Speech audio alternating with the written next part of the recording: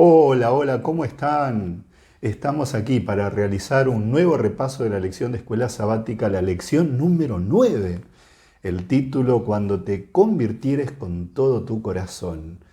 Y aquí estoy con mi Biblia para poder abrir la palabra, leer y compartir el repaso de esta lección. Así que te animo para que tengas también tu Biblia a mano para que podamos leer juntos la palabra de Dios. Pero antes de introducirnos en la lección, vamos a tener una palabra de oración. Bendito Dios y Padre nuestro que estás en los cielos, queremos darte gracias porque estamos aquí para abrir tu palabra y queremos rogarte que seas tú el que nos dirijas. En el nombre de Jesús. Amén. Muchas gracias por acompañarme en este repaso de la lección. Gracias también por dejar tu comentario y por supuesto por compartir este mensaje. El tema de esta semana tiene que ver con los conceptos de arrepentimiento, de conversión, conceptos tan importantes para la experiencia cristiana. El texto para memorizar aparece en el libro de Deuteronomio, capítulo 4, versículo 29. Y allí dice lo siguiente: mas si desde allí buscares a Jehová tu Dios, lo hallarás, si lo buscares de todo tu corazón y de toda tu alma. Hay una realidad a la cual no somos ajenos y a todos nos alcanza esta realidad. La realidad, en primera instancia, puede verse como algo negativo, porque esta realidad es la siguiente: todos hemos pecado, todos somos pecadores. El apóstol Pablo en la carta a los Romanos capítulo 3, versículo 23 lo expresa: por cuanto todos pecaron y están destituidos de la gloria de Dios.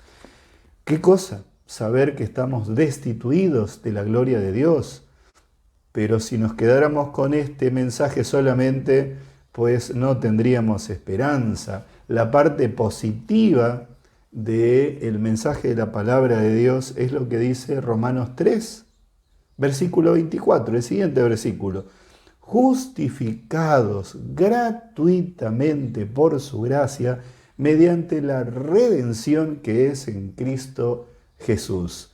Sí, todos somos pecadores, todos estamos destituidos de la gloria de Dios, pero tenemos un don, un regalo maravilloso, esa gracia de Jesús que hace posible que nosotros podamos ir a Él y recibir el perdón y tener la seguridad de la salvación. Pero para que esto suceda necesitamos avanzar en el verdadero arrepentimiento, en la verdadera conversión. La lección de escuela sabática de esta semana enfatiza dos términos. El autor de la escuela sabática tiene un conocimiento profundo del hebreo porque tiene raíces hebreas, y él trabaja sobre dos conceptos que aparecen en la Biblia, en el Antiguo Testamento, en el libro de Deuteronomio que estamos estudiando. El primer concepto viene de la expresión hebrea mi-shiten. Mi-shiten. Esta es una frase, podríamos decir, insignia del Antiguo Testamento. Y en hebreo, mi representa la pregunta ¿quién? Y shiten significa dará. Entonces, literalmente sería ¿quién dará? Pero como es una frase idiomática, en realidad el sentido no es solamente ¿quién dará?, sino tiene un sentido de deseo, algo que uno desea, algo que uno anhela. Imaginemos la siguiente escena: una familia, un padre y una madre que tienen un hijo que está viviendo en un país lejano. Pasan los años y no puede viajar. Esos padres cuánto anhelan que su hijo pueda venir a verlos. Y seguramente el hijo anhela poder viajar. Le ha pasado a muchas personas con esto de la pandemia, gente que quería ir a visitar a sus seres queridos tal vez a alguno que tenía una persona enferma, un padre enfermo, una madre enferma, y lamentablemente no poder viajar, no poder llegar. Entonces allí está el anhelo. Oh, cómo me gustaría poder viajar, cómo me gustaría poder recibir la visita de mi hijo que está lejos, o de mis padres, o de un hermano, o de un amigo. Y ahí está el anhelo. Y en la Biblia encontramos esta expresión mi shiten. Es interesante ver cómo se menciona en la Biblia esta expresión. En el libro de Éxodo, el capítulo 16, versículo 3, dice lo siguiente: ojalá hubiéramos muerto por mano de Jehová en la tierra de Egipto. ¡Wow! ¿Qué es lo que está pidiendo el pueblo? ¿Cuál es el deseo que tiene el pueblo? El pueblo está deseando morir. El pueblo está diciendo, mi shiten, ojalá hubiéramos muerto. Qué triste el deseo que tenía el pueblo de Israel en lugar de desear acercarse a Dios y seguir los consejos del Señor. Pero esta expresión aparece en otros ámbitos de una manera más positiva para los creyentes. En el Salmo 14, versículo 7, leemos lo siguiente. David dice, oh, que de Sión saliera la salvación de Israel. Allí está otra vez esta expresión, mi shiten, pero aquí de una manera positiva. El salmista está clamando, quiero recibir la salvación del Señor, mi deseo es recibir la salvación del Señor. La pregunta que te hago es, ¿cuál es tu mi shiten? ¿Cuál es tu anhelo? ¿Estás anhelando alejarte de los caminos del Señor, seguir tus propias experiencias? ¿O como David estás deseando, anhelando estar en la compañía, en la presencia del Todopoderoso? En el libro de Deuteronomio, capítulo 5, después que Moisés vuelve a presentar la ley de Dios al pueblo, allí el Señor también se manifiesta y Él usa esta expresión, mi shiten.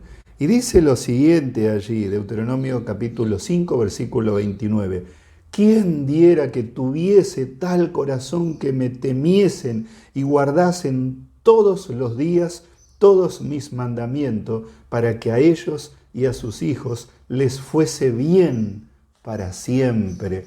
El Señor también tiene esta expresión, mi shiten, es decir, el Señor está diciendo, oh, cómo me gustaría, qué lindo sería, qué hermoso sería que mi pueblo tuviese esta ley en su corazón, que temiesen y guardasen de todo corazón esta ley, porque el Señor sabe que guardar esa ley es lo mejor para nuestra vida y que es una bendición. ¿Cuál es nuestro deseo hoy? El Señor hizo provisión para que nosotros podamos ir confiadamente a Él y podamos estar en comunión con Él. En el capítulo 4 de Deuteronomio, versículo 30 y 31, dice lo siguiente: cuando estuvieres en angustia y te alcanzaren todas estas cosas, si en los postreros días te volvieres a Jehová tu Dios y oyeres su voz, porque Dios misericordioso es Jehová tu Dios, no te dejará ni te destruirá, ni se olvidará del pacto que les juró a tus padres. ¡Qué invitación que hace Dios! Aquí está, el Señor es misericordioso. La palabra que se usa aquí en el capítulo 4, versículo 30, para referirse a volver o regresar, es una palabra que implica que ellos iban a ir al lugar de partida, a donde se suponía que debían haber estado todo el tiempo. La palabra hebrea es teshuvá, de la misma raíz que volver significa también arrepentimiento. Y teshuvá implica el sentido de volver al lugar de partida y también puede entenderse como arrepentimiento. Teshuvá es arrepentirse y arrepentirse es volver al lugar de partida. Se dice que los grandes pintores clásicos o de otras épocas se solían arrepentir de las obras que hacían y las modificaban. Y esto representa eso, ellos volvían a su obra, a su cuadro, por ejemplo, y corregían o modificaban algunas partes. Volvían allí, al lugar de partida. Pero arrepentirse en la Biblia, teshuvá en la Biblia, es más que solo corregir algunas partecitas. Implica realmente cambiar el corazón, cambiar la vida. A lo largo del libro de Deuteronomio siempre está el llamado a obedecer a Dios. Y como hemos visto, Dios desea que obedezcamos porque Él sabe que es lo mejor para nuestra vida, para nuestro bien. En el libro de Gálatas, el capítulo 6, versículos 7 y 8, el apóstol Pablo dice lo siguiente: no os engañéis, Dios no puede ser burlado, pues todo lo que el hombre sembrare, eso también segará.